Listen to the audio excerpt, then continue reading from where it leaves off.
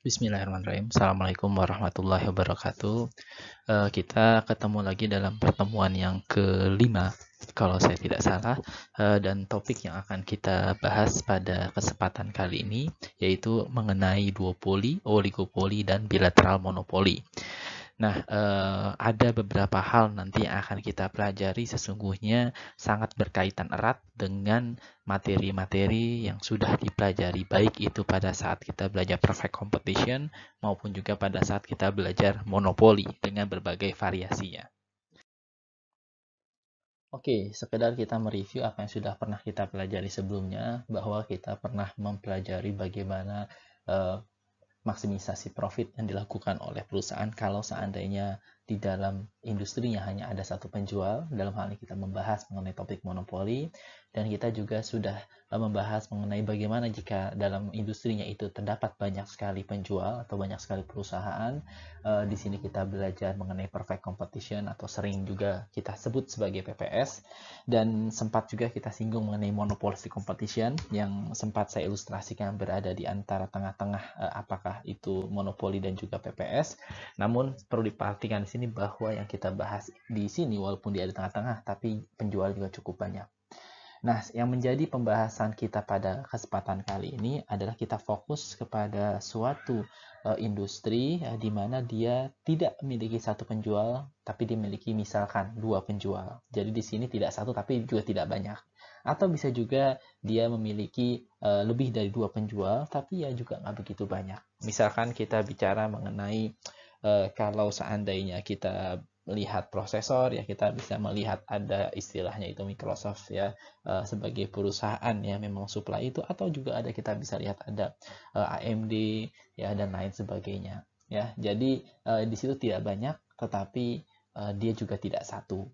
Nah, pada kasus demikian kita belajar yang namanya oligopoli. Atau kalau kita lihat juga contohnya kita bisa pertimbangkan untuk industri telekomunikasi kita ya, seperti provider dari apa namanya telepon seluler ya, itu juga tidak banyak sebenarnya, tapi nggak satu ya. Ada Telkomsel, ada Indosat, ada XL ya, tapi juga tidak terlalu banyak.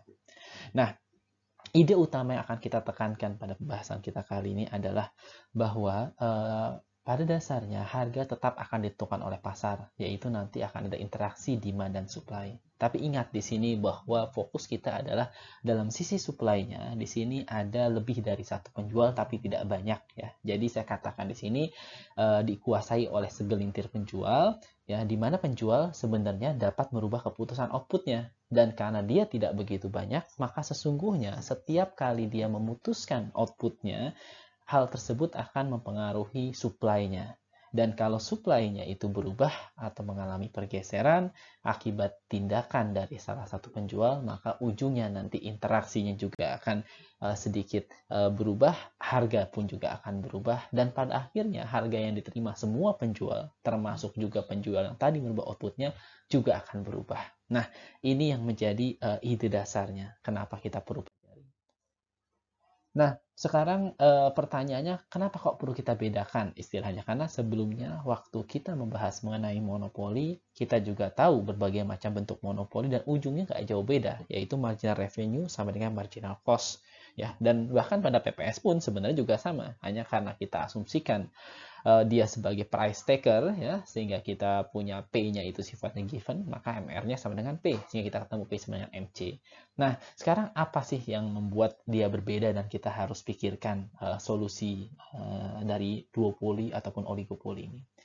Nah, kembali lagi tadi bahwa seorang ataupun perusahaan duopolis ataupun yang berada pada oligopoli ya, itu bisa merubah outputnya. Dan pada kasus demikian ya, maka nanti kita tahu akan menggeser supply-nya. Namun yang menjadi pertanyaan adalah bagaimana pesaingnya? Apakah pesaingnya juga merespon? Dalam hal ini ketika ada satu perusahaan meningkatkan outputnya, maka pesaingnya juga ikut meningkatkan outputnya, atau juga sebaliknya, dan lain sebagainya. Nah, ini yang menjadi isu utamanya, yaitu kita fokus kepada bagaimana behavior dari pesaing ya ketika ada perubahan keputusan output dari sebuah perusahaan yang berada pada sebuah pasar duopoli ataupun oligopoli. Nah, kalau kita misalkan di sini bahwa pengaruh keputusan output dari perusahaan, ya di sini saya ilustrasikan dengan matematika akan lebih mudah ya, bahwa del PI per del QJ ya, atau pada dasarnya adalah bagaimana pengaruh output perusahaan J kepada perusahaan I ya. Kalau seandainya itu tidak ada atau tidak terlihat ya, maka di sini kita sesungguhnya akan kembali kepada konsep perfect competition dan juga monopolistic competition. Ingat bahwa kita mengasumsikan nanti ujungnya P-nya itu menjadi flat ya, atau fungsi P-nya itu horizontal. Nah, tapi kalau seandainya kita dapatkan bahwa pengaruh keputusan output sebuah perusahaan itu berpengaruh terhadap profit perusahaan yang lain, nah disinilah kita masuk kepada duopoli dan oligopolinya. Jadi sekali lagi di sini saya perlu menekankan bahwa kita akan banyak bicara mengenai behavior daripada pesaingnya itu sendiri.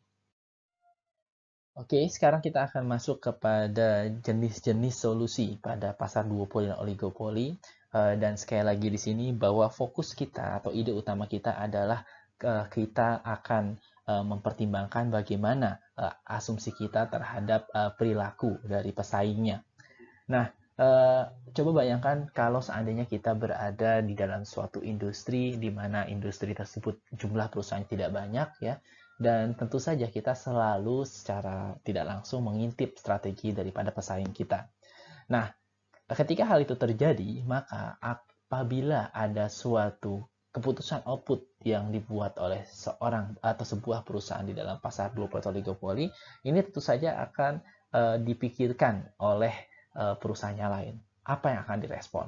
Nah, responnya itu tentu saja akan memiliki variasi yang sangat macam-macam. Ya, untuk menyederhanakan masalah, di sini kita hanya fokus kepada 4 kemungkinan yang akan dilakukan oleh perusahaan pesaing kalau seandainya ada keputusan output dari sebuah perusahaan.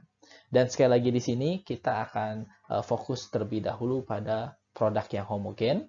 Ya, dan sebagai contohnya di sini kita akan coba ilustrasikan bagaimana kalau seandainya ada 2 perusahaan dalam industri, jadi duopoli, dan fungsi demand yang dihadapi, di sini kita representasikan dengan fungsi inverse demand, bahwa price-nya itu merupakan fungsi dari Q1 dan Q2, atau output yang dihasilkan oleh perusahaan 1 dan output yang dihasilkan oleh perusahaan 2. Oleh karena itu, ya, kita dapat membangun fungsi penerimaan dari masing-masing perusahaan di dalam duopoli itu sendiri. R1 itu adalah P kali Q, sekali tidak jauh beda. P-nya merupakan hasil solusi daripada fungsi yang ditentukan oleh output baik perusahaan 1 maupun perusahaan 2. Dan revenue-nya nanti tentu saja adalah harga dikalikan dengan Q1-nya. Nah, dengan demikian kita dapatkan bahwa revenue dari perusahaan pertama itu merupakan fungsi daripada output perusahaan pertama dan juga perusahaan kedua. Hal yang serupa juga dapat kita temukan pada revenue perusahaan yang kedua, dan ini kalian bisa lihat hasilnya akan sama persis ya, bahwa fungsi revenue dari perusahaan kedua itu merupakan fungsi daripada Q1 dan Q2. Nah, dari sini kembali lagi ya, bahwa fokus kita adalah kepada maksimisasi profit ya, sehingga profit dari perusahaan itu adalah revenue dikurangi cost, dan kita akan memiliki perusahaan kondisi bahwa profit dari perusahaan satu adalah R1 yang merupakan fungsi dari Q1 dan Q2 dikurangi dengan C1 yang merupakan fungsi daripada Q1. Jadi kalian bisa lihat di sini kita memiliki fungsi yang more or less sebenarnya tidak jauh berbeda dengan apa yang kita bahas sebelumnya. Nah, sekarang kembali lagi kepada bagaimana behavior daripada pesaingnya. Pada kuasi kompetitif, kita berasumsi bahwa penjual yang ada dalam industri yang duopoli ini, dia akan mengikuti hukum persaingan sempurna. Loh, maksudnya apa? Maksudnya adalah dia menganggap bahwa seakan-akan perusahaannya hanyalah sebagai price taker. Ya, jadi walaupun dia sebenarnya tahu bahwa di dalam industrinya itu tidak banyak ya, tetapi kita mengasumsikan bahwa dia akan menerima harga saja ya. Nah, akibatnya apa? Akibatnya solusi yang akan kita dapatkan itu sesungguhnya akan sama persis dengan yang kita dapatkan pada perfect competition ya, di mana kita akan memiliki price sama dengan MC ya, seperti ini. Dan dengan demikian ya, kembali lagi kepada persamaan kita sebelumnya bahwa kita punya 2 persamaan revenue di sini ya, sehingga kita bisa lihat di sini bahwa yang pertama price sama dengan Q1, Q2 ini adalah fungsi price ya, yang tadi, atau fungsi demand lebih tepatnya yang tadi sudah kita bahas, sama dengan marginal cost-nya ya dari perusahaan yang pertama. Hal yang serupa juga berlaku untuk perusahaan yang kedua, di mana fungsi demand atau price itu akan sama dengan marginal cost dari perusahaan yang kedua. Oke, sekarang kita akan masuk kepada jenis yang kedua, yaitu collusion solution. Sekali lagi, kita mengasumsikan bahwa produknya adalah homogen, ya, dan di sini kita juga mengasumsikan bahwa fungsi demand yang dihadapi oleh kedua perusahaan ini adalah fungsi daripada Q1 plus Q2. Nah, pada collusion solution, ya, asumsi behavior dari pesaing yang kita gunakan di sini adalah kita menganggap bahwa setiap penjual memahami bahwa ada keterkaitan antara keputusan yang dia buat dengan pesaingnya. Oleh karena itu, dia tahu bahwa ada keterkaitan di antara mereka, maka mereka berpikir bagaimana kalau seandainya kita bekerja sama saja, ya, kita putuskan bersama-sama, kita seragamkan keputusan outputnya. Tapi dalam hal ini bukan berarti harus sama ya, tapi sekali lagi tolong perhatikan bahwa penyeragaman keputusan output bukan berarti Q1 harus sama dengan Q2 ya, tetapi dia menganggap seakan-akan mereka berada pada satu naungan yang sama ya. Mungkin di sini bisa dibayangkan seakan-akan ini seperti ada kartel ya atau ada holding ya. Jadi produsennya itu macam-macam ya, tetapi ada satu entitas ya yang bisa mengatur berapa banyak yang harus dihasilkan atau harus diproduksi oleh perusahaan satu dan berapa banyak yang harus dihasilkan oleh perusahaan lainnya. Nah, pada kondisi demikian ya mereka akan memiliki kondisi yang tidak jauh berbeda dengan kondisi multi-plan monopoli atau kita bisa bahas two-plan monopoli di sini. Ya, jadi seakan-akan ada sebuah monopoli ya atau ada seorang monopolis ya dan dia miliki dua pabrik. Nah, dengan demikian, apa yang kita dapatkan, fungsi revenue-nya menjadi R Q1 plus Q2, ya, atau kita bisa kembangkan lagi di sini, itu akan sama dengan R1 Q1 plus Q2 plus R2 Q1 plus Q2 sama dengan Q1 plus Q2 dikali F Q1 plus Q2. Ya, jadi di sini tolong perhatikan bahwa kita punya kondisinya adalah bahwa demand-nya adalah fungsi daripada Q1 dan Q2 ya, dan kita tahu mereka bekerja sama ya, mereka bekerja sama untuk memutuskan output yang dihasilkan, maka di sini kita punya Q-nya adalah Q1 plus Q2. Nah, secara tidak langsung ya, maka kita akan memiliki fungsi profitnya adalah P1 plus P2 atau kita punya R fungsi Q1, Q2 dikurangi dengan C1, Q1 dikurangi dengan C2, Q2.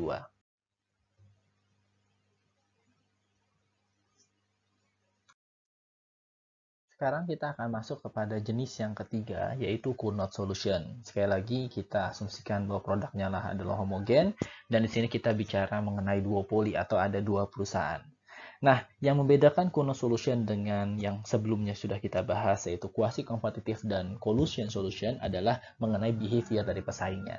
Di sini kita mengasumsikan bahwa setiap penjual memaksimalkan profitnya berdasarkan asumsi bahwa jumlah output yang diproduksi pesaingnya tidak dipengaruhi oleh keputusan output yang dia buat. Ya, jadi dia menganggap bahwa pesaingnya itu tidak memikirkan ya berapa keputusan output yang dia tetapkan. Nah, secara matematis sebenarnya ini bisa juga kita bahasakan kira-kira seperti ini.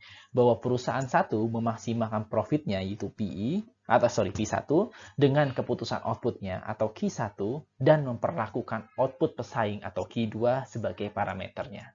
Nah, sama juga kalau kita bicara pada kondisi perusahaan kedua, di sini perusahaan kedua akan memaksimalkan profitnya atau P2 dengan memperlakukan output dari pesaingnya atau Q1 sebagai parameter.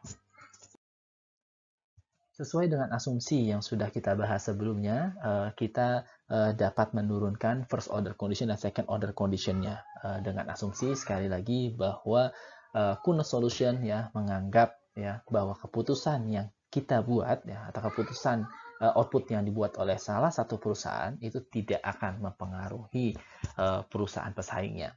Nah, pada kasus demikian, maka kita akan dapatkan di sini bahwa del P1 per del Q1 yang merepresentasikan sebenarnya adalah profit dari perusahaan satu yang diakibatkan oleh keputusan output dari perusahaan satu, itu akan sama dengan del R1 per del Q1 yang secara tidak langsung ini pada dasarnya adalah menunjukkan kepada kita tentang MR1 ya, dikurangi DC1 per DQ1, di sini kita punya adalah marginal cost dari perusahaan satu, ya, sama dengan 0. Atau secara tidak langsung kita bisa lihat di sisi kanan di sini bahwa sesungguhnya kesimpulannya adalah bahwa MR1 sama dengan MC1 dan MR2 sama dengan MC2. Ya, apa yang bisa kita hasilkan di sini bahwa sesungguhnya hasil first order condition menunjukkan kepada kita keputusan yang diambil dari perusahaan itu ditetapkan pada saat MC dari masing-masing perusahaan sama dengan MR dari perusahaan yang bersangkutan, ya. Jadi sekali lagi di sini kita menganggap bahwa perusahaan kita tidak akan mempengaruhi perusahaan yang lainnya. Second order condition itu pada dasarnya idenya sama, bahwa turunan keduanya harus negatif sehingga kita akan dapatkan hasilnya kira-kira seperti yang ada di slide di sini. Dan di sini kalian bisa lihat bahwa di sisi yang pertama di sini ya, kita akan memiliki itu adalah slope daripada marginal revenue perusahaan yang kedua, ya, dan satu lagi di sini itu merepresentasikan tidak lain adalah slope daripada marginal cost dari perusahaan yang kedua juga, dan nilainya harus negatif, ya, atau bisa kita katakan juga bahwa second order condition menunjukkan bahwa MR dari masing-masing perusahaan itu harus meningkat lebih lambat dibandingkan dengan peningkatan MC-nya. Nah, perlu diperhatikan oleh kalian di sini bahwa kasus Kunot yang kita baru bahas itu sebenarnya tidak sama dengan two-ply monopolis, ya. Kenapa tidak sama? Karena pada two-ply monopolis kita menganggap ada satu aktor, ya, yang mengatur output di kedua pabrik, ya. Tadi sudah kita bahas sekilas pada solution, ya. Nah, pada kasus Kunot di sini perusahaan itu bertindak secara individual, dia bertindak secara sendiri-sendiri. Dan karena pada Kunot dia bertindak secara sendiri-sendiri, maka secara tidak langsung di sini dia sebenarnya hanya bertindak sesuai dengan variabel yang bisa dia kontrol, yaitu output dia sendiri. Beda dengan yang kita bahas di collusion. Pada saat kita bahas di collusion, tadi ada satu kesepakatan yang bisa mengatur keputusan output dari semua perusahaan di dalam industrinya. Nah, pada Kunot ini tidak ada, ya. Jadi dia memutuskan secara terpisah masing-masing. Nah, sekarang bagaimana margin revenue pada duopolisnya? Ingat, pada industri kita di sini adalah bahwa output industri disuplai oleh dua perusahaan sehingga Q sama dengan Q1 plus Q2, dan kita sama-sama tahu bahwa tadi kita katakan ya kita gunakan sebagai parameter, ya, maka del Q per del Q1 sama dengan del Q per del Q2 ini kita asumsikan sama dengan 1, ya. Menyambung dari persamaan yang sebelumnya, bahwa kita tahu bahwa Q yang ada di industri adalah penjumlahan daripada Q1 plus Q2 atau output dari perusahaan dengan perusahaan kedua, maka MR di sini adalah sekali lagi turunan daripada revenue-nya, di mana revenue itu tidak berbeda, yaitu R sama dengan P dikalikan dengan Q. Dan ingat di sini karena kita punya Q-nya di sini adalah penjumlahan dari kedua perusahaan, maka dengan demikian MR yang kita akan dapatkan untuk kedua perusahaan itu adalah P ditambah QI dikali DP per DQ. Nah, di sini konsepnya sekali lagi kalian bisa lihat ya bahwa kita punya QI atau output perusahaan yang ke I. Di sini kita hitung adalah MR daripada perusahaan yang ke I. Lalu kita punya DP per DQ yang merupakan respon daripada harga akibat adanya tambahan daripada QI.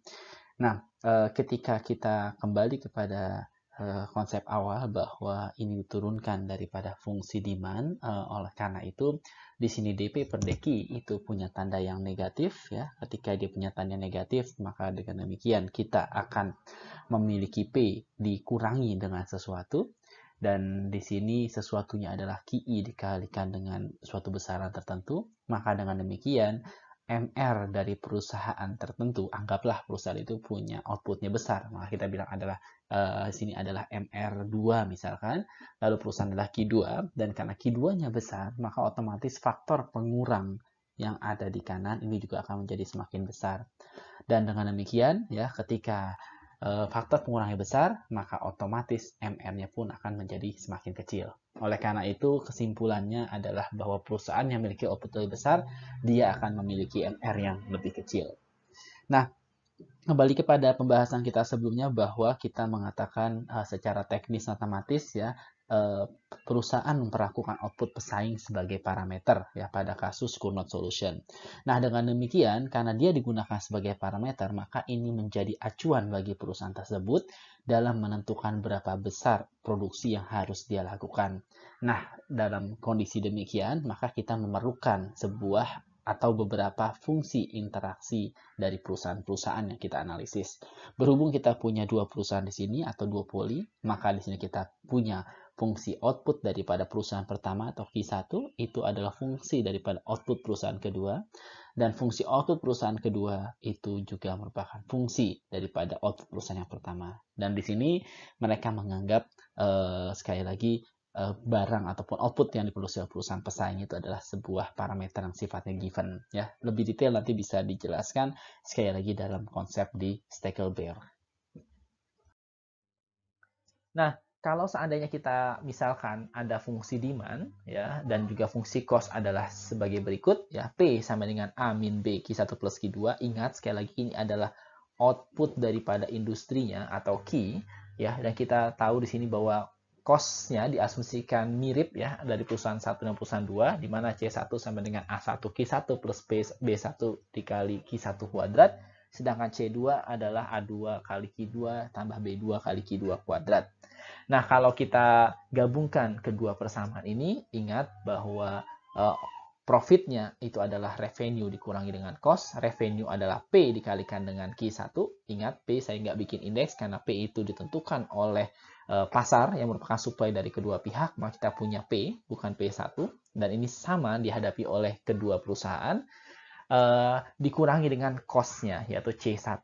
Maka secara tidak langsung saya akan dapatkan kira-kira hasilnya adalah A Q1 minus B Q1 plus Q2 dikali Q1 minus A1 Q1 minus B1 Q1 kuadrat.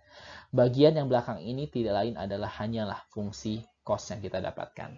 Hal yang serupa juga dapat kalian lihat pada persamaan profit perusahaan yang kedua. Kalau kita cari turunan pertamanya dan kita samakan dengan 0 atau FOC, maka kurang lebih kita akan dapatkan kira-kira seperti yang ada di slide, bahwa kita akan memiliki kondisi A minus B dikali 2Q1. Kenapa 2Q1? Lihat di sini saya punya Q1, di sini ada Q1, maka saya punya Q1 kuadrat, turunannya 2Q1. Dikurangi A1 minus 2B1 Q1. 2 di sini sama juga berangkat dari Q1 kuadrat ya. Nah, kita turunkan. Hal yang mirip dapat kita lihat pada turunan dari profit perusahaan kedua terhadap output perusahaan kedua, yaitu A minus B kali Q1 plus 2Q1. Nah, di sini agak beda, bukan 2Q1 melainkan 2Q1. Karena di sini kan lihat saya punya Q1, 2, maaf, dikali dengan Q2, kita punya Q2 kuadrat, turunannya 2Q2. Dan di sini kita punya minus 2 B2 Q2.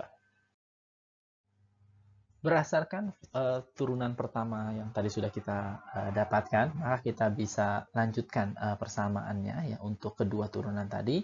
Maka sini kita bisa lihat bahwa kalau saya pindah ruaskan, kita akan punya A minus B besar Q2 minus A1 sama dengan 2 kali B besar Q1 plus 2B1 Q1.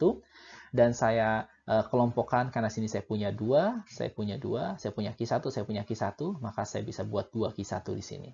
Lalu kalau saya atur ulang persamaannya, maka kita punya Q1 sama dengan A min A1 dibagi 2B plus B1 dikurangi B dibagi 2B plus B1 kali dengan Q2.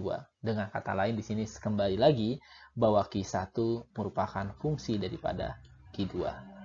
Nah, dengan cara yang sama kita juga bisa dapatkan untuk Q2 ya, dan kita lihat hubungannya dengan Q1 ya, seperti yang ada di slide. Kalian bisa lihat bahwa A minus A2 dibagi 2 kali B plus B2 dikurangi B dibagi 2 plus B 2 kali B plus B2 kali Q1. Sekali lagi Q2 ya merupakan atau sama dengan fungsi daripada Q1. Nah, karena kita sama-sama tahu B-nya positif, B1-nya positif, B2 juga positif, maka kita bisa lihat bagaimana reaksi dari satu perusahaan terhadap keputusan output perusahaan lain. Ya, coba kita lihat contoh yang pertama di Q1 di sini. Ya, di sini kalian bisa lihat saya punya Q1 sama dengan fungsinya seperti ini. Ya, maka selanjutnya kalau seandainya kita punya B-nya positif, ini B1 juga positif dan tandanya di sini adalah negatif, maka Q1 ya itu ada sesuatu dikurangi dengan sesuatu yang positif kali dengan Q2. Kalau seandainya Q2 kita tingkatkan, sudah pasti Q1 juga akan turun. Ya, begitu halnya juga dengan yang kita dapatkan pada respon Q2 akibat peningkatan di Q1-nya.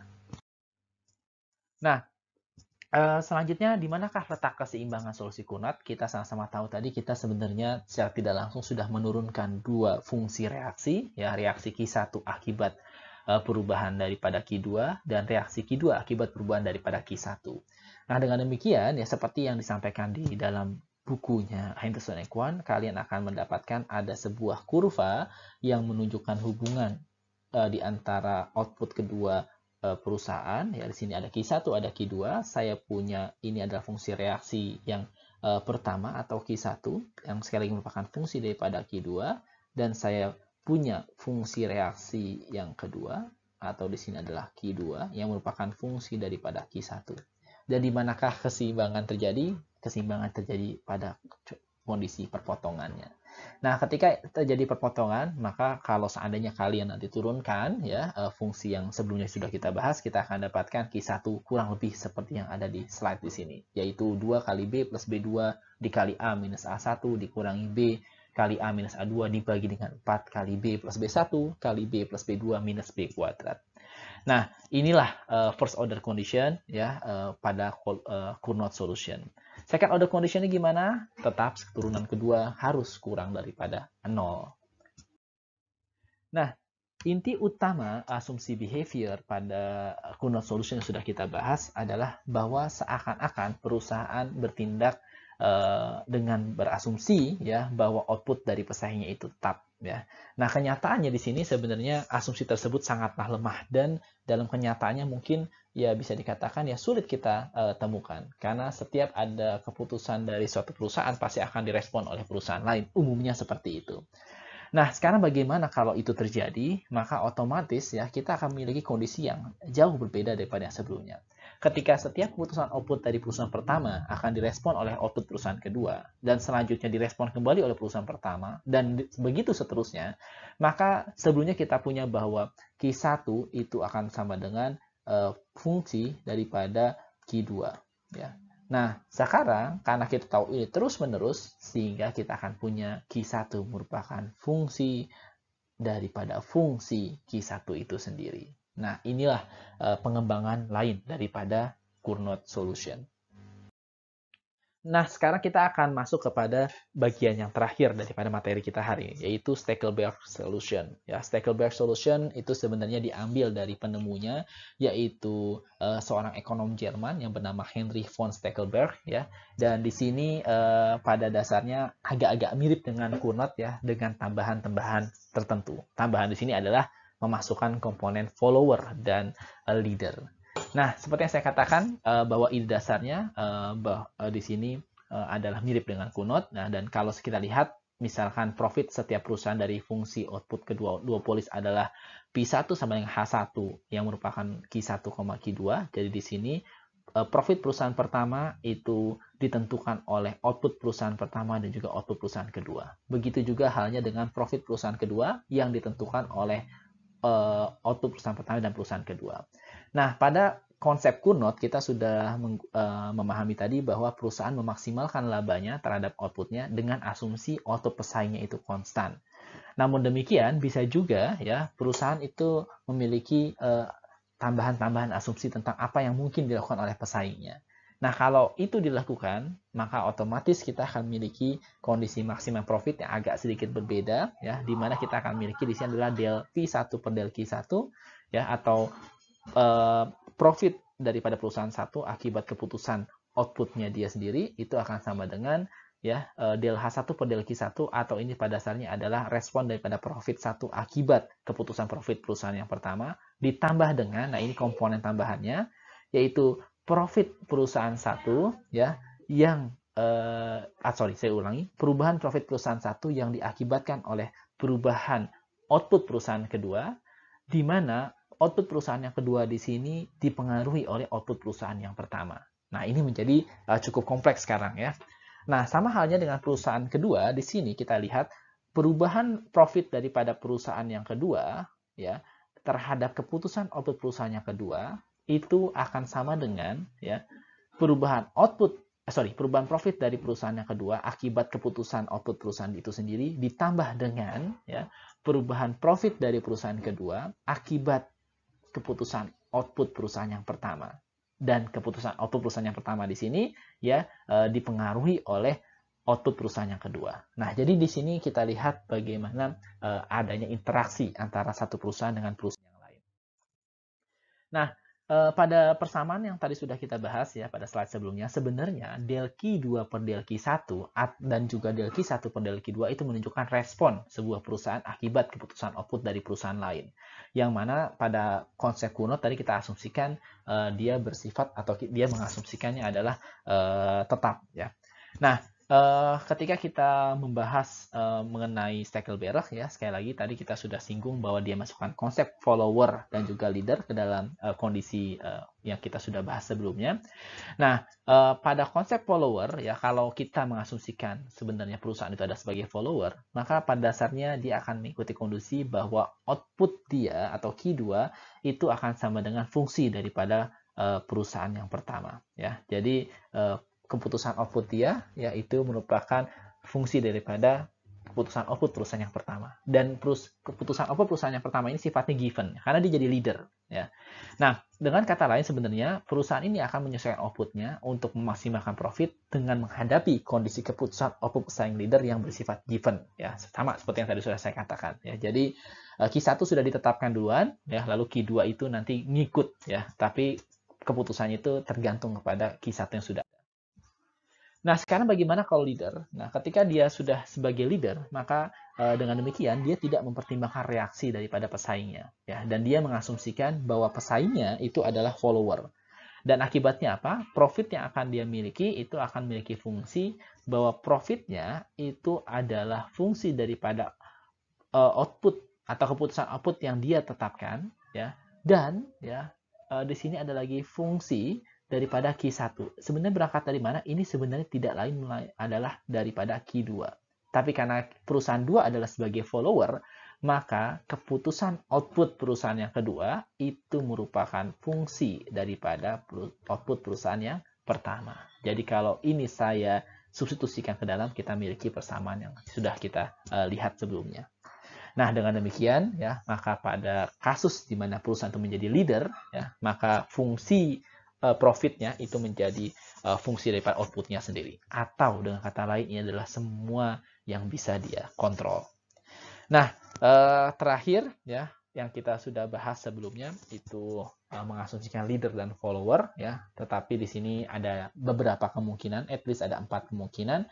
Yang pertama bisa perusahaan A mengasumsikan sebagai leader dan B adalah follower, atau perusahaan B mengasumsikan sebagai leader dan A itu adalah follower, atau bisa saja dua-duanya mengasumsikan bahwa mereka adalah leader karena ini adalah asumsi yang dibuat oleh perusahaan. Dan kalau ini yang terjadi, maka nanti tentu saja kita tidak akan menemukan adanya keseimbangan ya, karena dua-duanya beranggapan sebagai leader.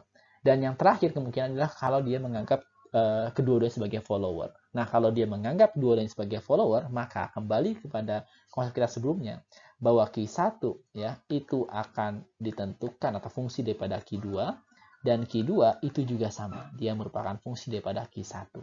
Ya. Dan Q2 dan Q1 itu sifatnya sudah given. Ya, karena dia adalah sebagai follower.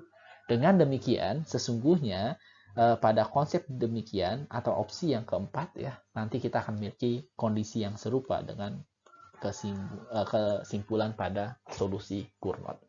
Saya rasa itu materi yang harus saya sampaikan hari ini. Kita akan lanjutkan dengan diskusi. Lebih kurang saya mohon maaf. Wassalamualaikum warahmatullahi wabarakatuh.